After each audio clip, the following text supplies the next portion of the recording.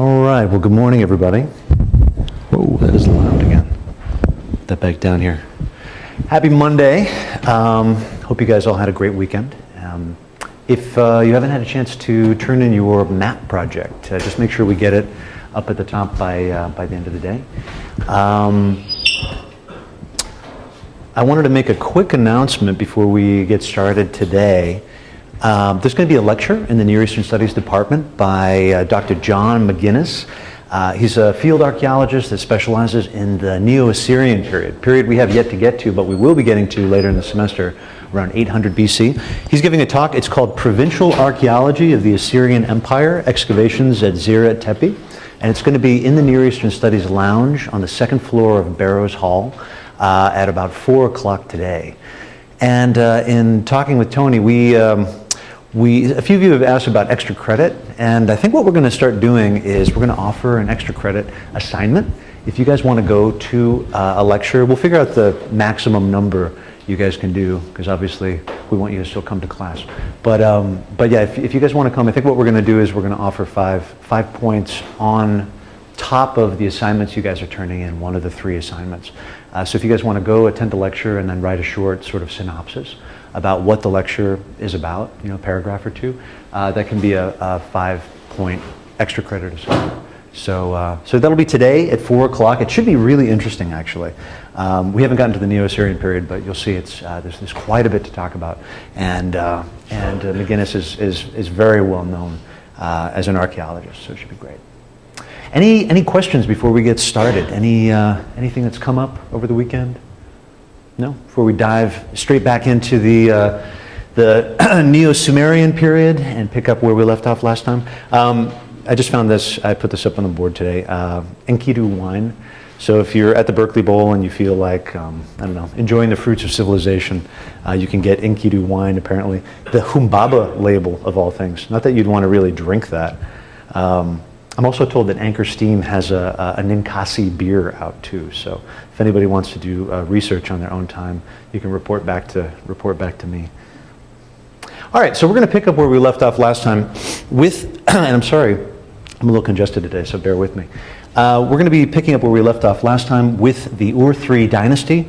Again, a period of only about 100 years, from around 2100 to 2000 BCE. And we looked at the beginning of this period last time with the fall of the Akkadian Empire and the establishment of the 3rd dynasty of Ur, right? This is the 3rd time in the Sumerian king list that Ur has taken control of Sumer and has risen and taken kingship over the region.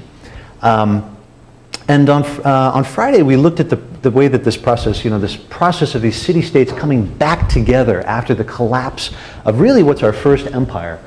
The way this process takes place, we looked at how in Lagash and Girsu, this guy, Gudea, came to power and began, this process of creating a new style of empire, an empire that, still has this very strong centralized kingship that we saw during the Akkadian period, but now with an emphasis on piety and temple building as opposed to conquest and the warrior ethos that we saw during the time of the Akkadian king Naram-Sin.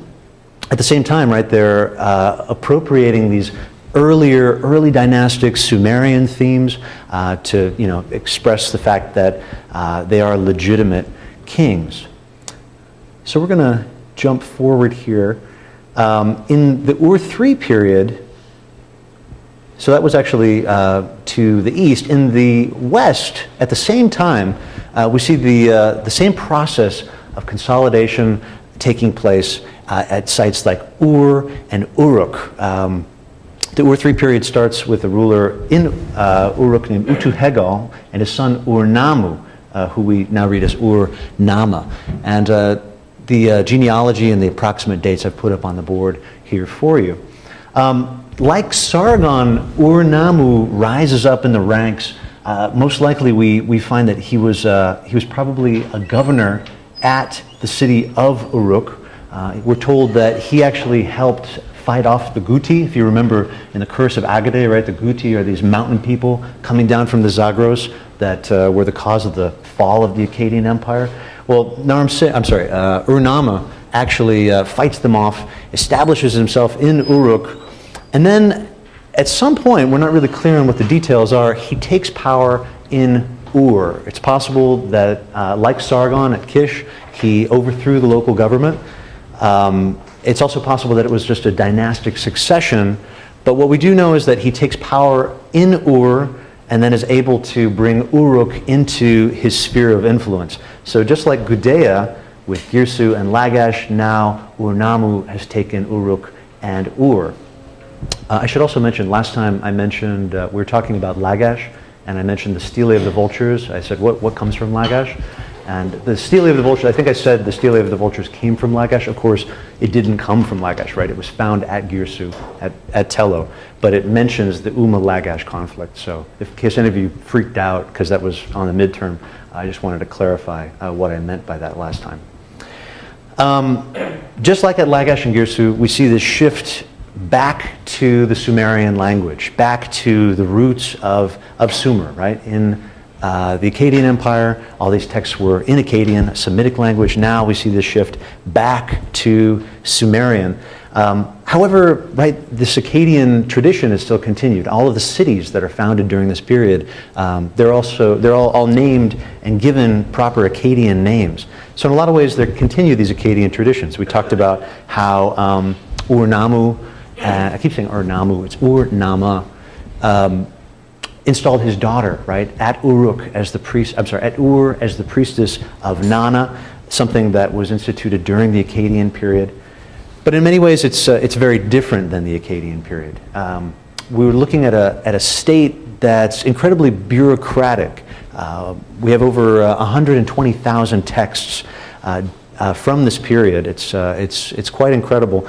These are texts, most of them detailing legal transactions.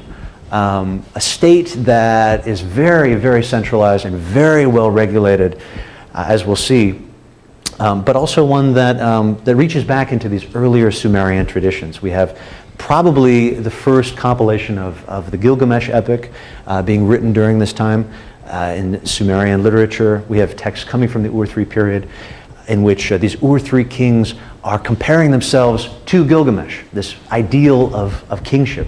They actually say Gilgamesh's parents are their parents. There's a text in which Ur-Nammu, when he dies, goes to the underworld and he encounters Gilgamesh and he embraces him, and they make it very clear that Ur-Nammu and Gilgamesh are brothers. So even in literature, we're seeing this shift towards these earlier Sumerian roots that the new kings of the Ur-3 state are trying to establish. Right? It's this balancing act. It's balancing act with what came before, but at the same time, a shift away from what didn't work during the Akkadian period when Naram-Sin and these Akkadian kings pushed things way too far, glorifying kingship itself. So Ur-Nammu is succeeded by his son Shulgi around 2094. This is middle chronology. These dates are approximate. And during Shulgi's reign, that's when we really see the Ur-3 state take off. Shulgi is able to incorporate the lands that were ruled by Gudea, and as you can see here, he creates a territory in a three-state sort of setup. We've got the core state, right, which is what we've come to expect, these core city-states in Sumer and Akkad, this periphery, and then allied territories to the far east.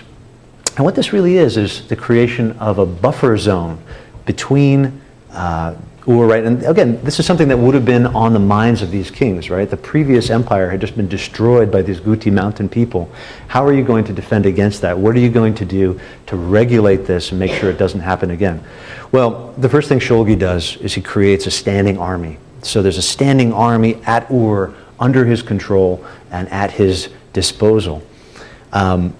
And he creates really what is a two-part administration for ruling this new, well, really what's a new empire. He has a system of governors who are in charge of cities, governors who are tied to the local dynasties, so the people in these cities are loyal to them. But at the same time, he had, and these are our Ensi, right? You remember that term from last time, Ensi, or governor of a city-state, like Gudea kept that title of Ensi. But we see a new term,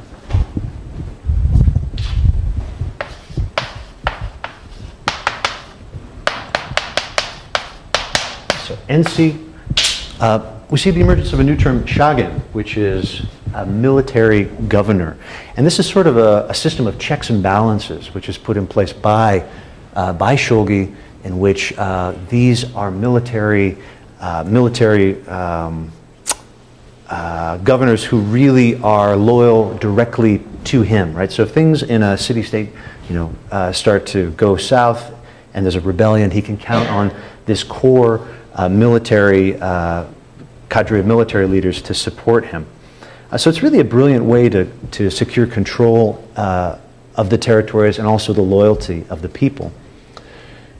A system of taxation was put in place during the reign of Shogi, what's known as a bala tax on the core and then a gunmata tax on the periphery. So depending on where you lived, whether you were part of the core or the periphery, you would pay a different set of taxes that would be paid in livestock, it would be paid in grain, it could be paid in any number of commodities, depending on where you lived. Textiles, for example, were very important during the Ur III state, so taxes could be paid in textiles. The idea, of course, right, being that all this stuff in the periphery needs to come back to the core. It has to come back to Ur, where it'll then be redistributed to the places that it needs to go. And this actually was facilitated by a process of regional distribution centers. So each region, each city-state would have a central section, the temple, where goods would be brought and then shipped all the way back to Ur. So really a very well thought out, very well planned system of taxation that brings just tremendous revenue to the city of Ur and allows for the administration of this political machine that Shogi puts into place. Part of making that machine really run properly is you need to have standardized weights and measures, right? So if you're trading and you're taxing people, you need to know that the people way out here in Alman aren't cheating you. They're not sending you grain according to a different standard of measure. So one of the things that both Ur-Nama and later Shogi do is they standardize weights and measures, which facilitates the control of trade. They standardize the rations that go to temples, so we know what temples have and when they have it. People are now accountable for what they have and when they have it. And also a calendar is put in place, so they know when these taxes are due. So this is a very, in a lot of ways, controlling state. It's not quite Big Brother, but it's really getting there. We do see this emphasis on controlling both the public and the private spheres of life in the Ur III state. And to kind of lay this out, the best way we can see it, along these lines, weights and measures, we have calendars, these systems of regulation. We also see during this period the emergence of what's really our first set of law codes. And these law codes are said to be from the time of Ur-Nama, but probably were compiled a bit later during the reign of his son Shogi. So I'm going to read you some of these law codes today. And they are very interesting. Again, this is one of our first written copy. We have some examples that in some of these city-states laws were given to the people, but this is our first written copy. And in the prologue it says,